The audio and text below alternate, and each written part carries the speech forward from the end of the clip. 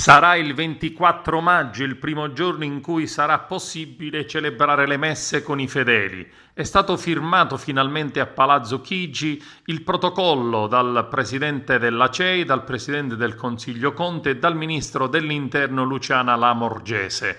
Il protocollo entra in vigore il 18 maggio ed indica le misure da rispettare riguardo l'accesso ai luoghi di culto, l'igienizzazione dei locali e degli oggetti, gli accorgimenti da adottare nelle funzioni e nei sacramenti, la comunicazione da organizzare per i fedeli, nonché alcuni suggerimenti di carattere generale.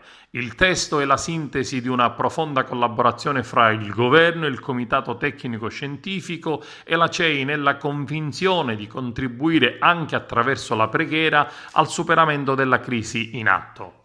Sarà il parroco ad individuare la capienza massima dell'edificio e garantire il rispetto sul distanziamento delle persone e non come avviene in questa fase per i funerali con 15 persone al massimo.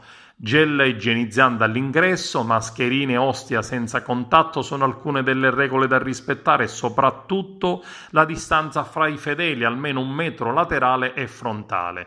Ci saranno dei volontari all'ingresso delle chiese che potranno garantire la corretta organizzazione.